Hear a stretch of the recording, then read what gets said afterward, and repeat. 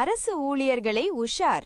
இனி பெற்றோரை கவனிக்காவிட்டால் 15% ஊதியம் பிடித்தம் செய்யப்படும் பற்றி பார்க்கலாம். அதுக்கு முன்னாடி நம்ம சேனலை இதுவரைக்கும் சப்ஸ்கிரைப் பண்ணலனா சப்ஸ்கிரைப் பண்ணி வச்சுக்கோங்க.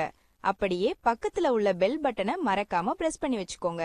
அப்பதான் நம்ம சேனல்ல இது போன்ற வீடியோக்களை அப்டேட் செய்யும் போது உங்களுக்கு தொடர்ந்து கிடைக்கும். வாங்க வீடியோக்குள்ள போலாம். பெற்றோர்கள் தங்கள் குழந்தைகளை நல்ல முறையில் வளர்த்து அனைவரும் மதிக்கும் வகையில் ஆளாக்குகின்றனர். ஆனால் பிள்ளைகள் நல்ல வேலை, வருமானம் கிடைத்து நல்ல நிலைமைக்கு வந்தவுடன் பெற்றோர்களை கண்டு கொள்ளாமல் விட்டுவிடுகின்றனர். வயதான காலத்தில் பிள்ளைகளால் புறக்கணிக்கப்படும் பெற்றோர்கள் தள்ளாத வயதில் உழைக்க சக்தி இல்லாமல் யாசகம் பெற்று உயிர் வாழும் நிலைக்கு தள்ளப்படுகின்றனர். இந்நிலையில் தெலங்கானா மாநிலம் ஹைதராபாத்தில் நடந்த அரசு நிகழ்ச்சியில் பேசிய முதலமைச்சர் ரேவந்த் ரெட்டி, பெற்றோர்களை கவனிக்க தவறும் அரசு ஊழியர்களுக்கு சவுக்கடி கொடுக்கும் விதமாக ஒரு முக்கிய எச்சரிக்கையை விடுத்துள்ளார். அரசு ஊழியர்களுக்கு கடமை எவ்வளவு முக்கியமோ அதேபோல் அவர்கள் குடும்பமும் முக்கியம் என்பதை மறந்துவிடக்கூடாது. பிள்ளைகள் பெற்றோர்களை கவனிக்காமல் கைவிடும் பழக்கம் நாளுக்கு நாள் அதிகரித்துக் கொண்டே வருகிறது. எனவே அரசு ஊழியர்கள் ஆணாக இருந்தாலும் சரி, பெண்ணாக இருந்தாலும் சரி, அவர்களின் பெற்றோர்களை புறக்கணித்தால் அவர்களின் சம்பளத்தில் 10 முதல் 15% வரை சம்பளம் பிடித்தம் செய்யப்படும். பிடித்தம் செய்யப்படும் சம்பளம் பெற்றோர்களின் நேரடி வங்கிக் கணக்கிற்கு செலுத்தப்படும்.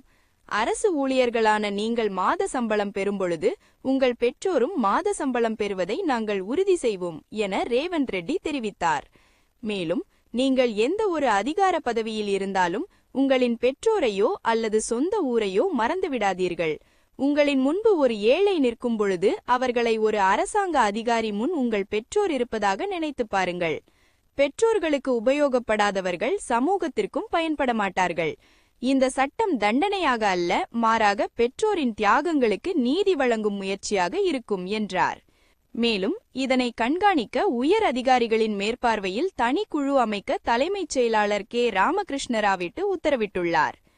அதனைத் தொடர்ந்து பேசிய முதலமைச்சர் ரேவந்த் ரெட்டி, மாற்றுத்திறனாளிகள் ஒருவருக்கொருவர் திருமணம் செய்து கொண்டால் அந்த ஜோடிக்கு அரசு தரப்பில் 2 லட்சம் நிதி உதவி வழங்கப்படும் என்றும், அதே சமயத்தில் மாற்றுத்திறனாளியை திருமணம் செய்பவருக்கும் 2 லட்சம் வழங்கப்படும் என்றும் கூறினார்.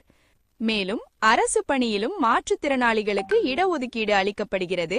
இதேபோன்று விளையாட்டுத் துறையில் சாதிக்கும் மாற்றுத்திறனாளிகளுக்கும் அரசு பணி ஒதுக்கப்படுகிறது. மேலும் 3ஆம் பாலினத்தவருக்கும் அரசு பணியில் இடஒதுக்கீடு, இந்திரா அம்மா வீடுகள் வழங்கப்பட்டு வருகிறது என்று கூறினார்.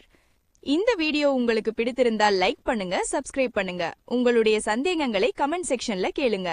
உங்கள் உறவினர்கள், நண்பர்களுக்கு ஷேர் செய்யுங்க. மீண்டும் இதுபோன்று வேறொரு வீடியோவில் சந்திப்போம்.